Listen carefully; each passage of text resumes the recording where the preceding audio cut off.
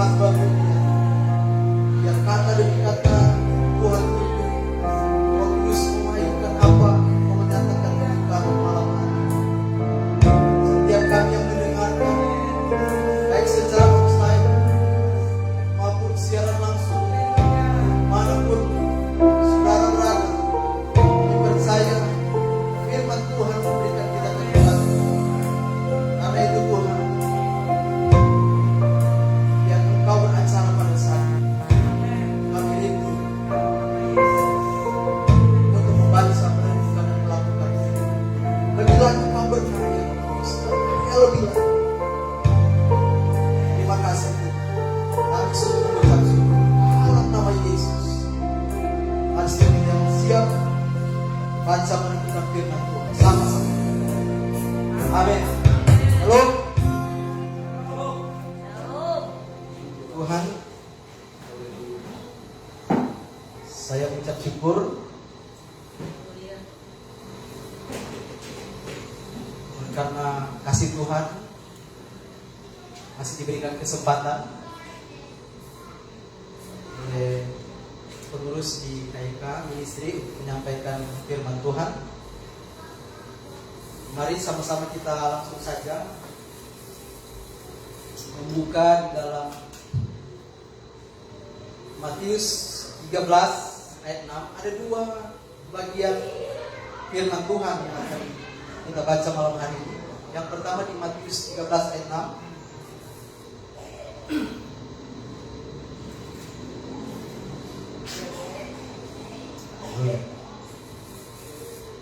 Terima kasih Pak Ketua, Ibu Pembina sudah mempercayakan pelayan ini. Tolong baca sama-sama.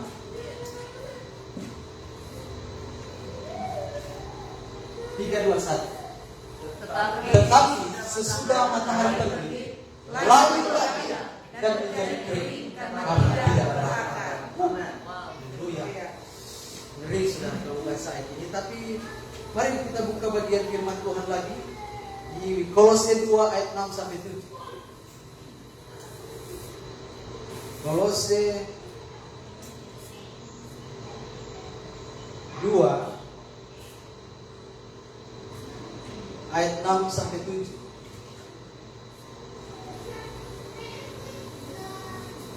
Kamu telah menerima Kristus Yesus Tuhan kita. Karena itu hendaklah hidupmu tetap di dalam Dia. Hendaklah kamu berakar di dalam Dia dan dibangun di atas Dia. Hendaklah kamu bertambah teguh dalam iman yang telah diajarkan kepadamu, dan hendaklah hatimu melimpah dengan syukur. Haleluya. Shalom. Shalom. Puji Tuhan, kita orang ketemu lagi. Saudara, firman Tuhan malam hari ini saya kasih tema berakar kuat dan bertumbuh cepat. Waktu saya sharing khotbah ini ke salah satu hamba Tuhan di gereja, Pak, ini tema katanya yang terlalu agresif. Tapi bagus kalau dikupas jika bisa menemukan makna-makna yang dalam. Nah, saudara kasih Tuhan, menjadi permasalahan setiap orang percaya di dalam Kristus.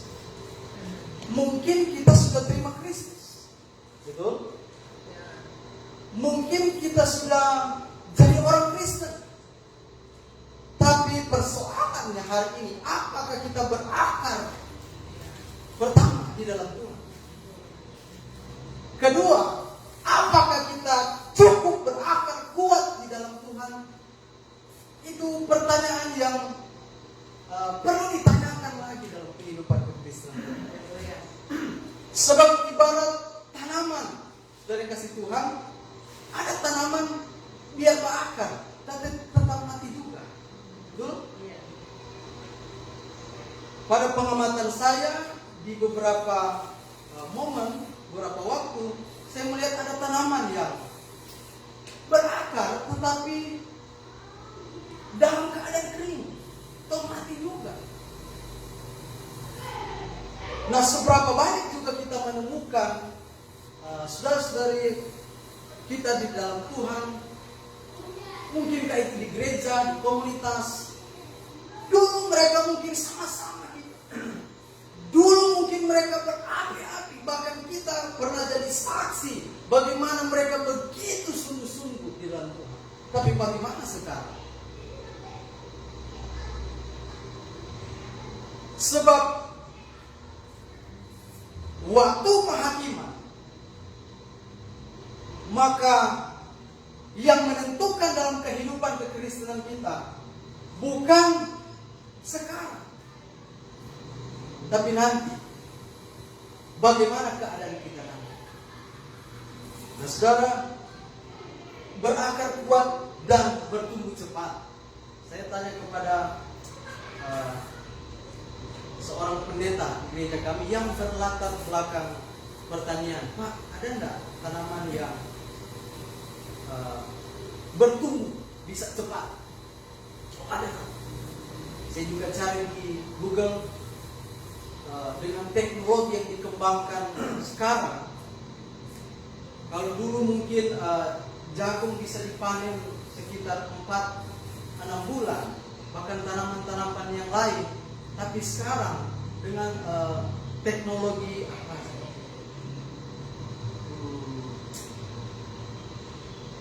Hidroponik.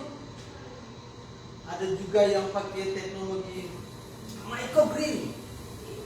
Itu ada tanaman-tanaman yang bisa dipanen dalam kurun waktu 7-14 hari. Dan kalau dipanen, maka tanaman atau tumbuhan-tumbuhan ini bisa dijual dan menghasilkan uang yang banyak. Jadi kalau kembali kepada tema ini, bagaimana kekristenan kita hari-hari ini harus berakar kuat dan bertumbuh cepat, maka ini menjadi tantangan gereja hari ini. Kita dengan goncangan yang hari-hari ini terjadi, kekristenan kita mau tidak mau harus berakar kuat. Yang sulit katakan amin. Karena kalau kita tidak berakar kuat, maka seperti yang Yesus katakan, datang penindasan, penganiayaan, karena tipu daya, kekayaan, kekhawatiran, maka benih yang ditaburkan itu tidak bisa bertumbuh, apalagi berbuah. Saya renungkan, betapa kekristenan hari-hari ini harus memastikan untuk bagaimana kita bisa berakar kuat. Sebab ketika badai itu datang, maka yang akan membuat tanaman itu kuat adalah bukan batang tumbuhan, tetapi akarnya. Betul, Bapak Ibu? Ia akan memastikan kita kuat ketika angin badai kehidupan menerpa kita adalah bukan batang tanaman atau lebatnya buah kita, tapi ada akar yang kuat yang tak mungkin kelihatan, tapi itu memastikan kita bisa. Saudara, di Kolose 2 ayat 6 ini dikatakan begini: kamu telah menerima Kristus Yesus Tuhan kita, karena itu hendaklah hidupmu tetap di dalam Dia.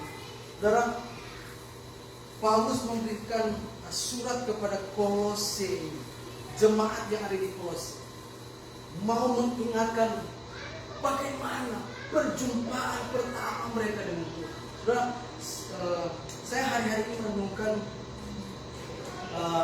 menurut saudara, momen di dalam Pentakosta yang pertama itu masih bisa terjadi enggak? Kalau saya sih ekspektasinya ada di situ. Saya merindukan hal itu bisa terjadi lagi. Makanya hari-hari ini di Menara Doa, kami berdoa, saudara. berdoa supaya hadirat Tuhan itu, sebab orang berpuasa untuk bisa berdoa, betul? Biar orang suka busa di sini, tapi kalau Pastor Mei bilang tidak ada power di situ, tidak ada kuasa di situ, maka firman Tuhan yang disampaikan akan begitu lewat saja. Saya di tempat duduk saya merasakan hadirat Tuhan, saudara. Dari tadi saya begitu gampang sekali untuk disuruh, saudara. Kalau ada sesuatu yang orang mau bakar, lihat orang mau bakar, kita bakar, itu lah. Bakar tuh apa sesuatu tapi tidak mau terbakar. Kenapa tidak terbakar? Basah. Basah. Hujan. Lagi basah. Harus apa ya? Benda yang akan dibakar ini harus materialnya gampang dibakar, gampang disuruh. Kenapa juga yang dibakar itu bisa gampang disuruh, gampang dibakar? Ayo. Karena ada Api. bukan. Ayo pesan. Kenapa barang yang mau dibakar ya cepat sekali terbakar? Ayo Matius 25. Dua gadis yang bijaksana. Karena tidak ada minyak. Saudara yang mendengarkan di Facebook, mungkin saudara masih ke gereja, saudara masih melayani, tapi minyak saja tidak ada. Ini peringatan bagi kita, bagi saya juga, saudara. Saya sebelum susun khotbah ini, saya cuma ingin saya tahu. Saya bikin pertanyaan, terus saya bagikan. Saya mau cari apa ya? Data. Apa yang menyebabkan, apa yang di faktor penyebab pertumbuhan rohani orang baik di dalam ibadah maupun di luar. Dan dari ke 44 responden yang masuk, yang saya taruh di situ kan, saya terus begini di soal pertama. Apa yang menjadi faktor pertumbuhan rohani seseorang di dalam suatu ibadah? Saya taruh pilihan pertama. Kita lagi biasa ya. Praise and worship yang kuat. Kedua, pilihan yang kedua, pembicara yang bagus. Ketiga, gereja yang mewah. Keempat, khotbah yang panjang. Kelima, pengerja dan jemaat yang ramah atau care.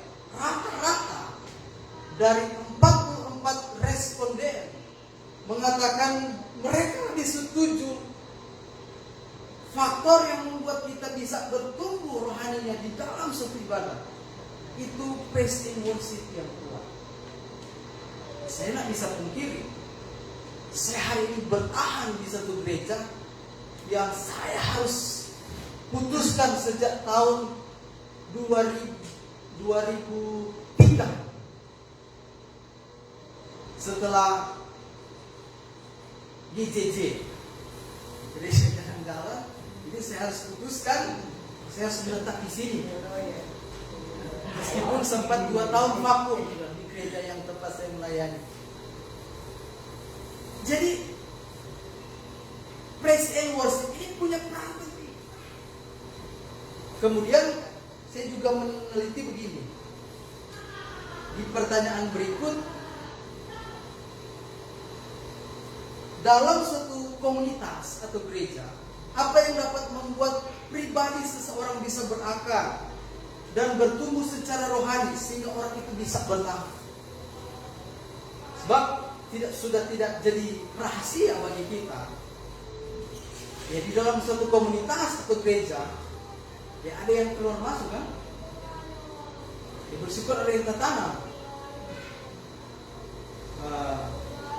Saya di Kumpaan lapor ke gembala, Pak, bagaimana ini? Dan gembala mengatakan, coba bilang pada orang kalau boleh ibadah pagi. Ada orang ibadah malam maunya. Saya sudah kunjungi, orang tidak mau ibadah pagi, saudara.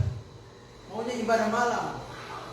Gembala saya bilang, itu tidak bisa seperti itu. Berarti mereka sudah ada gembalanya. Nah, setelah dikasih Tuhan, 44 responden kebanyakan menjawab apa yang membuat mereka bisa bertahan di satu komunitas ataupun gereja. Rata-rata kebanyakan menjawab keteladanan. Rata-rata menjawab keteladanan. Keteladanan siapa? Pertama, pemimpin. Ini bilang-bilang, ayo memberi. Ke pemimpin jangan memberi. Ayo menabur. Mantu pemimpin tidak menabur. Ayo mengampuni. Turun mimbar dia ada bersimpang hati dengan sesama pelayan. Aduh. Itu di depan saya, saudara. Keteladanan yang akan bisa buat orang itu bisa bertahan. Dia bisa bertumbuh. Dia bisa celah gereja. Bahkan dia bisa meninggalkan kekristenan apabila tidak ada keteladanan. Contoh, ini cuma satu survei. Saya balik ke teks tadi, Kolose 2 ayat 6 sampai 7. Kamu telah menerima Kristus Yesus Tuhan kita. Karena itu hendaklah hidupmu tetap di dalam Dia. Jadi Paulus mau kasih ingat jemaat di Kolose bagaimana perjumpaan mereka dengan Kristus pertama. Paulus mau mengingatkan jemaat bagaimana peristiwa Pentakosta itu masih kental, masih ada enggak? Saudara, kalau mau bilang, ingat tentang peristiwa-peristiwa Pentakosta di dalam Perjanjian Baru, mulai dari pengalaman Paulus, saudara ya. Saya meridikkan seperti itu. Mulai dari dia menggigit ulang di dalam Kisah Para Rasul 28 ayat 3 sampai 6. Orang-orang bilang mau mati dia. So digigit ulang. Mau tampil, saudara. Jadi Superman. Ini ular-ular yang terkenal mematikan waktu itu. Orang-orang di sana bilang mati dia. So digigit ulang. Tapi Paulus tampil. Yang lepaskan ular itu. Dan dia masih tetap hidup. Wow. Mau coba?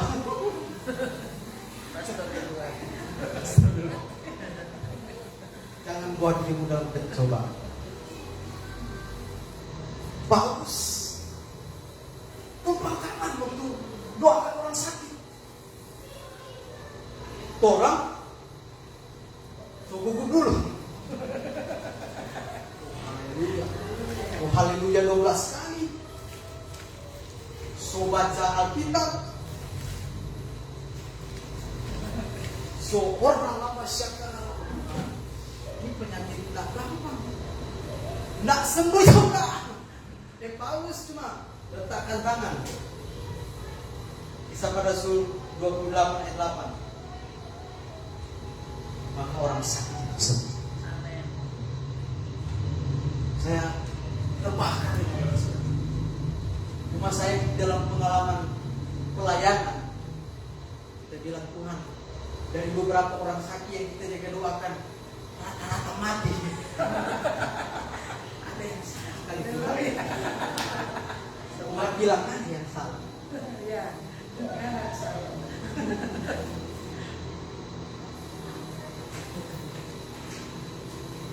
Nah, langsung orang sob, haleluya berapa kali dulu? Begitu juga Paulus dengan berani waktu dia tampil di depan pembesar Festus Agrippa. Paulus bilang, mengapa kamu menganggap mustahil bahwa Allah membangkitkan orang mati? Saudara, hari ini saya tenang, saudara. Cuma masih takut dah. Saudara, jemaat kami ini dalam kurun waktu 1 bulan, ini 8 orang yang meninggal, 9. Kemarin saya tugas main keyboard di ibadah pemakaman, belum kelar ibadah, kami tugas sobat bilang, kok ada yang meninggal ya? Langsung Tuan Menara bilang, oh ini harus berdoa ya. Ini spirit maut ini. Tapi dalam beberapa waktu kadang saya seperti mau katakan kepada orang yang sudah kafir, hei bangkit, kan sudah diberikan kuasa di dalam Matius berapa itu? 10 kalau tidak salah. Engkau sudah memperoleh dengan cuma-cuma. Karena itu bangkitkan orang mati, tahirkan orang kusta, usir setan. Tapi orang takut. Todd Bentley pernah membangkitkan orang mati. Smith Wigglesworth apalagi. Tapi saya bilang begini, enggak mau bilang kepada kita untuk kejar karunia, enggak. Sebab karunia tidak bawa Tuhan. Tapi setidaknya spirit Pentakosta kita akan lagi. Itu spirit Pentakosta. Dan cuma DP lagu yang Pentakosta. Betul? Api. Tapi tolong kehilangan api. Minyak sudah ada. Wah, saya lebih takut itu, saudara. Jaga minyak supaya tolong bisa berakar. Paulus dengan berani mengatakan ini. Paulus bilang, dia ini Festus Agrippa, ini kalau sekarang itu gubernur. Dia tampil, saudara, dia bilang, mengapa engkau menganggap mustahil Allah dapat membangkitkan orang yang mati? Terus Festus Agrippa bilang, gila kau Paulus. Hampir saja engkau meyakinkan aku menjadi orang Kristen. Berat. Saya percaya Tuhan akan bangkitkan generasi yang berani. Ini 3 pilar di KYK sudah terlihat Tuhan bawa. Bulan September akhirnya juga gereja kami akan bermisi. Ya, kalau saya dipanggil saya siap ke Bangkok, Pak. Ke Bangkok. Pakai kepulauan. Saya sudah bilang ke wakil gembala, saya siap. 1 orang siap. Paulus juga bagaimana waktu dia berdoa di dalam peristiwa Pentakosta.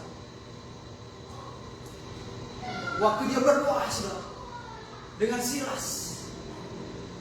Saya mau tanya, waktu orang berdoa, yang goyang dorang atau ikut tanpa? Tanpa tuh. Tapi orang merasa spektakuler ketika orang yang bergoyang. Nah, lebih spektakuler lagi ketika orang berdoa di sini, maka tempat di mana mereka berada bergoyang. Kalau itu sudah terjadi, yang jaga berdoa di sini hari Senin, waduh, kayak akan full. Ada lagi, ini pengalaman Pentakosta yang dinanti, yang sesuai kehendak Tuhan apakah terjadi. pengalaman diraihkan. Ingat kisah Filipus yang membaptis orang Ethiopia? Sida-sida? Orang Samaria. Sudah ada. Tuhan suka kasih. Wah, panas-panas ke Pentakosta ini. Esok-esok orang di mana? Wah, Ringo. Ada pelayanan di Bangkok tadi. Ibu bilang, sorry, apa sedih sini? Orang pasar ini masih di sana. Pak Dion, mana Pak Dion? Di Papua. Tadi setengah jam yang lalu masih di sini. Pak Dion bilang, kenapa kita sudah di sini? Oh, haleluya. Transporter. Haleluya. Bagaimana kita bisa berangkat? Yang pertama, Lukas 2 ayat 6. Kamu telah menerima, maka yang menjadi kunci di sini kan ayat 7 dikatakan, hendaklah kamu berakar di dalam Dia dan dibangun di atas Dia. Hendaklah kamu bertambah teguh dalam iman yang telah diajarkan kepadamu, dan hendaklah hatimu melimpah dengan syukur. Maka untuk kita bisa berakar kuat dan bertumbuh cepat, di ayat 6 kata kunci pertama menerima. Menerima di sini bukan biasa terima, tapi dalam bahasa asli dipakai kata paralambano. Paralambano ini atau acknowledge. Di situ tidak hanya mengakui, tapi juga mengenal. Katakan mengenal. Jadi supaya kita berakar kuat, kenal Kristus secara pribadi. Amin. Mengenal di sini mengandung kata yang kalah, mengenal keseluruhan pribadi Kristus. Orang kalau kenal Kristus, orang kalau kenal siapa Tuhan kita, cara-caranya, apapun pergumulan yang kita hadapi pasti Anda bertahan. Pasti Anda kuat di dalam Tuhan. Masalahnya itu yang saya bilang dari awal. Ada banyak orang Kristen, bahkan klien-klien Tuhan, dulu iya klien, tapi sekarang tidak lagi. Akar yang kita kelihatan ada dan cukup kuat, ternyata tidak kuat, dan membuat orang itu, tanaman itu jadi kering. Yesus berkata kalau sekering apa? Tua. Apa di tempat pembakaran. Kenapa Yesus? Kenalah tidak hanya pribadinya, tapi caranya. Betul? Kita tidak hanya kenal namanya. Oh iya. Kita tidak hanya kenal pribadinya, tapi kenalilah caranya. Kalau orang doanya minta sesuatu ke Tuhan, cepat dikabulkan. Itu tanda apa? Bapak Ibu, masih banyak rohani dong. Betul kan anak-anak minta sesuatu ke papa mamanya, kalau dia masih kecil pasti cepat dikasih kan? Enggak tegang orang tua. Biar habis doiman, ada saja yang diusahakan untuk beri kepada anak. Karena anak kecil. Tapi ketika orang berdua minta sesuatu, belum dapat. Bahkan nyanyi apa? Apa artinya itu, Bang? Apa? Ujian loh. Kita lagi diuji kesabaran. kita lagi diuji iman. Kan begitu. Orang tidak hanya kenal namanya, orang tidak hanya kenal pribadi, kenal dia juga cara. Saya mengenali Tuhan seperti itu. Kalau misalnya di dalam ibadah, susah sekali kan kita merasa hadirat Tuhan. Saya tidak akan menyalahkan BL, singer, atau musik, rapat. Cek ini dulu dong. Berarti ada yang saya tak merasakan hadirat. Nah, seperti begitu memuji Tuhan, seperti begitu mengenali Tuhan, seperti begitu mengenali cara pribadi dan kehendak. Dulu kalau masuk gereja di gereja lama, saya begitu terkagumkan. Kalau ada yang masuk gereja, dia berpangkat, dia pakai baju dinas, seperti polisi, tentara. Maka waktu itu saya bilang, kita mesti jadi polisi. Setelah kuliah, saya ada teman-teman tanya, jadi apa kan? Jadi polisi ya, kita foto jadi polisi. Tentara boleh, 16 anak masih boleh, tapi kalau polisi sekarang sudah boleh. Nah, sudah dikasih Tuhan, itu bicara menerima tadi mengenal. Ternyata ada banyak orang Kristen yang tidak bisa bertahan. Gereja masuk, kasih persembahan, melayani dia, tapi akhirnya tidak bisa bertahan. Ya karena pengenalan dia tidak dalam. Yang kedua, di situ ada kata, kamu telah menerima Kristus Yesus Tuhan kita, karena itu hendaklah hidupmu tetap di dalam dia.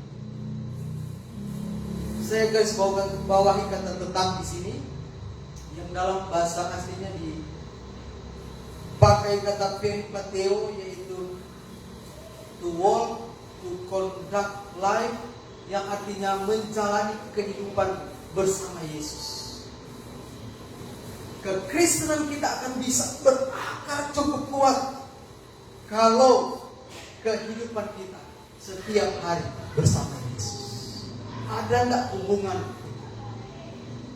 Ada enggak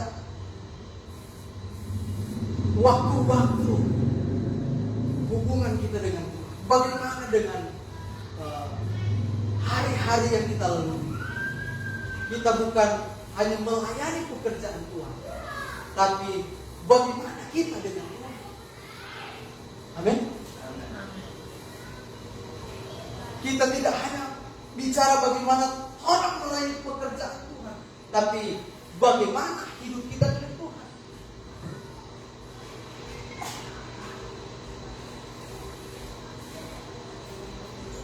Bagaimana dengan pembacaan firman Tuhan kita setiap hari?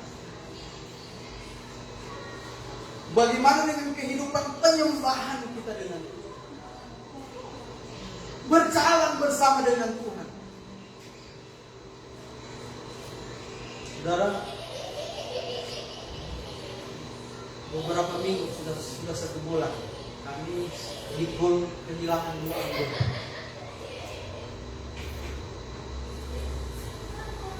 Yang dua-dua dosen di Unsad memutuskan untuk masuk dengan kul kami, yang saya adalah gembalanya di situ. Kalau kita mau pikir Tuhan, kita siapa kan? Menggembalai domba-domba yang domba-domba ini orang pintar.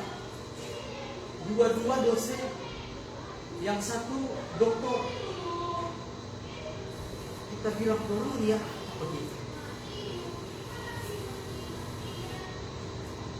ada satu goal yang menarik ibu itu untuk harus nggak ikut dorang.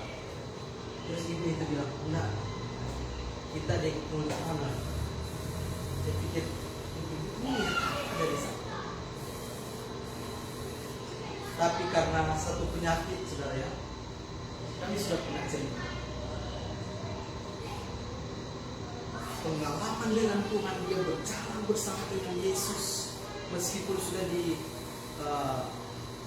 ada penyakit yang membahayakan, yaitu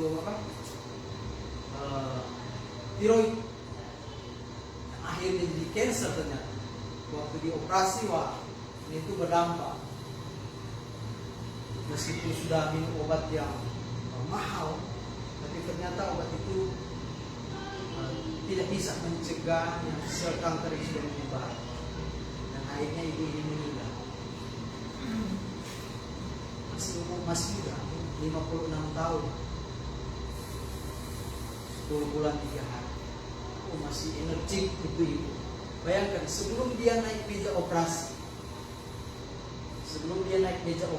hari itu pagi dia minta kami doakan. Setelah didoakan, dia masih kirim berkat lagi. Habis dia kirim berkat, dia bilang, "Nah, Ika bantu doa. Ini jam 9.10 mau operasi." Sudah, setelah operasi tidak sadar-sadar sampai meninggal beberapa hari. Saudara, bagaimana kehidupan kita hari-hari ini yang orang harus pastikan kita berjalan dengan benar. Jangan-jangan orang sopakin orang bicara. Jangan-jangan orang sopakin orang kemampuan. Jangan-jangan orang sopakin orang punya kepandaian. Kita sudah tidak berjalan bersama Yesus. Yang berikut, ini bicara fondasi bagaimana kita berakar kuat. Kita harus kenal Yesus sesungguhnya. Kenal, tidak hanya kenal namanya, tidak hanya kenal pribadinya, kita harus juga kenal cara dan kehendak. Yang kedua, bagaimana kita bisa berakar kuat? Maka kita harus menjalani kehidupan bersama dengan Yesus, melibatkan keseluruhan kehidupan kita, bahwa Yesus yang pegang kendali kehidupan kita, dan bertumbuh cepat. Nah, ini yang saya mau katakan, hari-hari di kekristenan perlu bertumbuh cepat. Sebab kalau nak bertumbuh cepat, orang tak tinggal. Betul? Tidak bisa lagi dengan pola yang lama. Bahkan hari-hari ini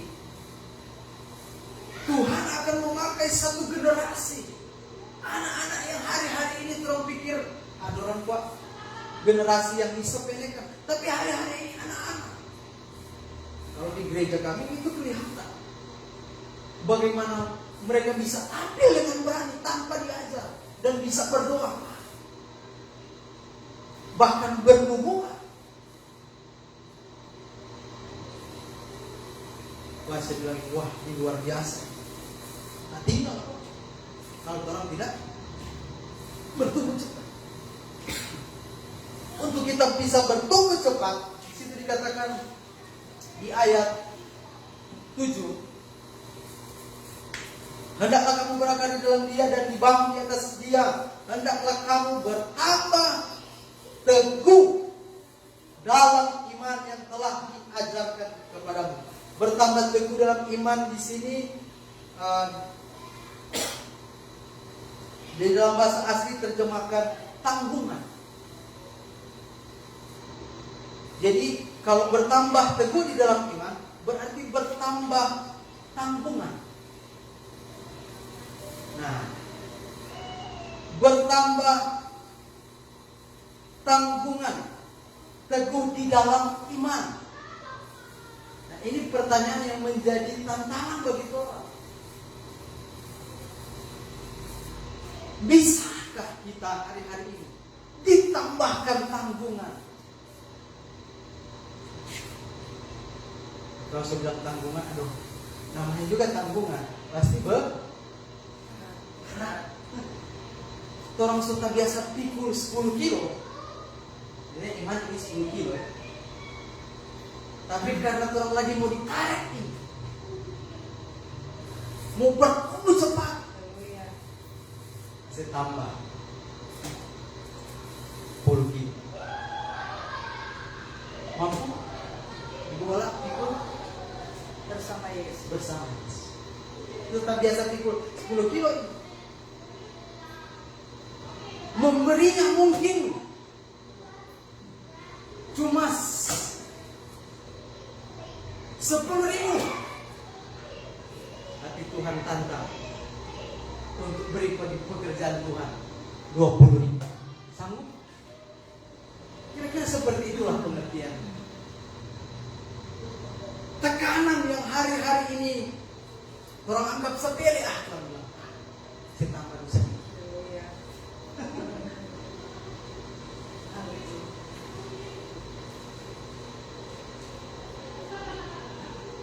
Bagaimana kalau kita diuji, saudara? Di dalam pelayanan, di dalam keluarga,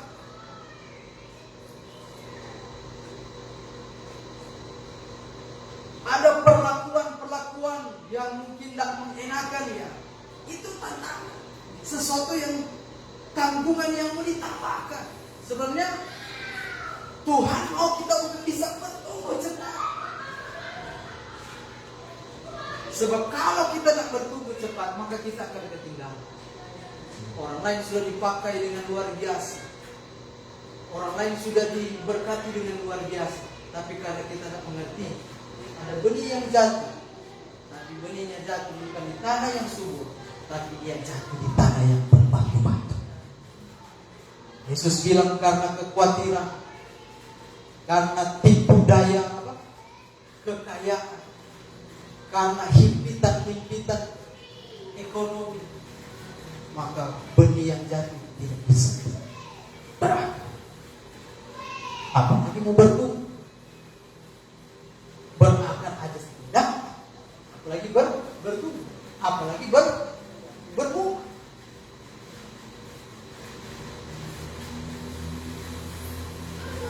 Mungkin hari-hari ini ada tanggungan iman yang sedang ditambahkan kepada saudara.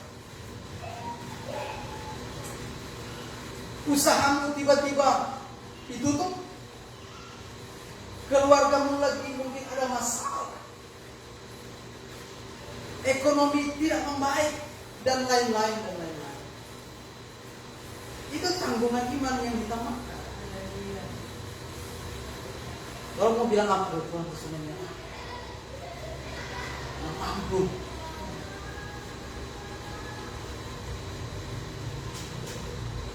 Ya berarti tumbuhannya hanya sebegitu.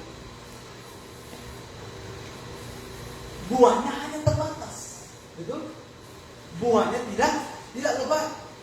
Saya tadi berdiskusi dengan salah satu pendeta kami di gereja. Saudara, orang percaya waktu terima Kristus, dia terima keselamatan, maka dia harus kerjakan keselamatan. Betul? Waktu dia terima keselamatan, dia tidak hanya duduk diam di situ, supaya juga dia selamat, maka dia juga harus kerjakan keselamatan.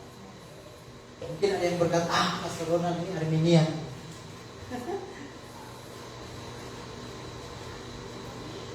Pastor Ronald ini Calvinis. Saudara, waktu orang menerima Kristus, dia terima keselamatan. Dia nggak hanya duduk di situ, tapi dia harus juga kerjakan keselamatan supaya dia selamat, menjaga keselamatan dan bagikan keselamatan supaya dia dapat mahkota. Kecuali ada yang masuk surga tanpa mahkota.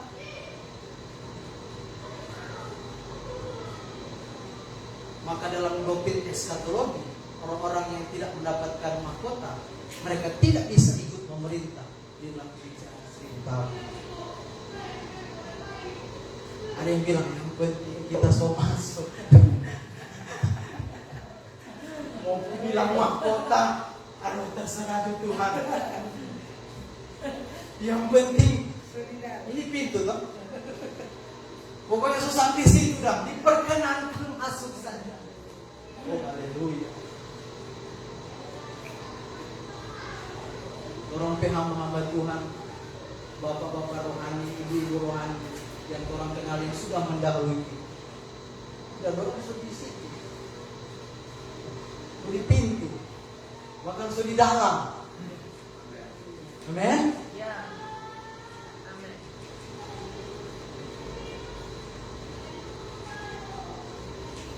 Tapi kalau gembala pembina kami mengatakan ekspektasi kita harus punya mahkota. Amin. Kita tidak hanya menerima keselamatan, tapi kita harus mengerjakan keselamatan dan membagikan keselamatan supaya Anda masuk surga dapat mahkota.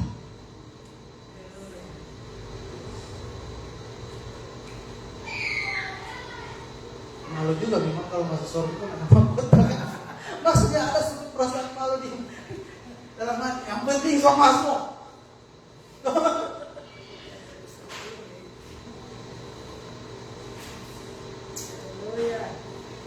Wajib saya bilang begini, nah,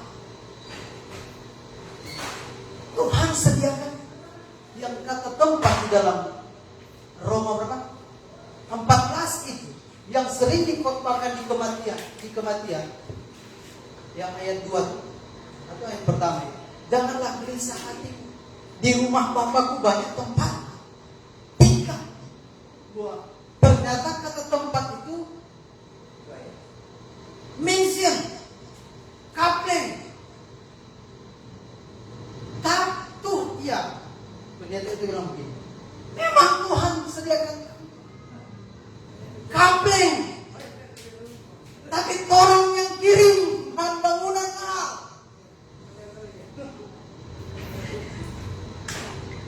Bagaimana orang di sini? Tahu juga itu betul atau tidak, tapi ya masih bisa diterima alasan teologis. Ini cuma diam-diam tahu. Dalam hati yang penting saudara. Mar itu dia masih mau malu kan orang di surga. Ini nak ada di pakar. Ini nak ada di genting. Pak dinding masuk dipakai pulang. Apa Pak Kirinan? Itu dia yang Paulus bilang. Sampai yang Pekerjaan Tuhan jenis apa yang diuji, yang orang kirim. Dalam hati Tuhan yang penting masuk surga kasih. Yang orang su anggap pelayan, Amsal bilang ujungnya menuju maut. Setiap hari saya harus, saya bilang ke Pastor Mei, untuk jadi dewasa itu bukan persoalan satu hari. Anda bisa melihat saya tidak dewasa pada waktu itu, tapi saya juga harus berubah pada waktu itu untuk menjadi dewasa pada saat itu. Karena kita bilang dewasa itu proses. Tidak bisa bilang saya sudah dewasa, dah jadi. Bertumbuh itu seperti haleluya. Nah orang Kristen sekarang bilang itu bahaya. Jangan mau bilang berbuah. Ini akar semua kacangku ini. Mau bilang berbuah, akar hutan pulang satu udah batahan di bawah. Saya tidak berbuah. supply itu ke atas terbatas karena akan kurang saking. Berarti ada yang ubah ini putus dan tidak berbuah.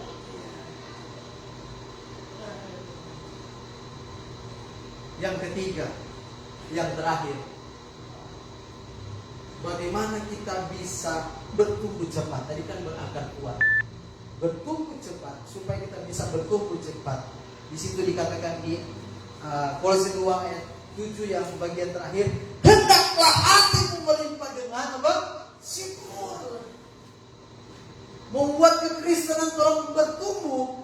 Saya mau bilang Bapak Ibu dan saudara-saudara yang menyaksikan firman Tuhan ini dilepaskan, banyak orang tua bersyukur dan banyak mengeluh. Amen. Bersyukur. Ada kesulitan, bersyukur saja. Nyanda ada doa, bersyukur. Semua habis beras, bersyukur. Usahamu ditutup, mungkin bersyukur. Melihat masa depan ini, ke depan ini tidak cukup baik, saudara. Yang orang anggap, wah sudah, lewat. Bersyukur saja. Karena ketika hati kita melimpah dengan syukur, tidak banyak mengeluh, tidak banyak bersungutan, maka saya pastikan saudara pasti bertumbuh. Dan kalau itu sudah bertumbuh, tanaman itu sudah bertumbuh, kasih pupuk. Kasih pupuk. Pupuk itu bisa apa yang kita lakukan, kerja di hadapan Kristus, berbuat baik, menabur. Tapi bukan alasan itu orang diselamatkan, mentambutkan orang, disamain orang edar. Diselamatkan karena perbuatan baik. Bukan. Bukan itu yang kita kesal. Efesus 2 tuh ayat 9-10. Karena kita diselamatkan oleh iman, itu bukan hasil usaha. Tapi orang sekarang ini, kalau bukan kita ini pelayanan tidak jadi. Kalau bukan dia, kalau bukan itu, sama.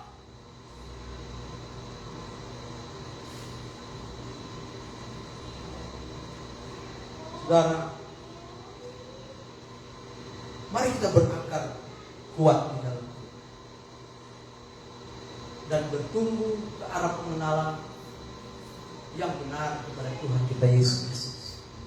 Sehingga kalau sudah waktunya kita berbuah, Tuhan menikmati kita dan orang lain boleh diberkati. Karena ada satu tanaman yang dilihat, tanaman yang lain berakar kuat, dia bertumbuh cepat dan dia berbuah. Tuhan berkati. Saya tundukkan kepala. Satu pujian memberkati saya. Mari kita angkat satu pujian ini. Ora lama syakara lama. Ora lama syakara. Syakara lama. Terima kasih ya Tuhan. Ora lama syakara lama. Syakara lama. Terus kita berdoa kepada Tuhan. Terima kasih. Terima kasih. Oh, firman Tuhan sudah dilepaskan.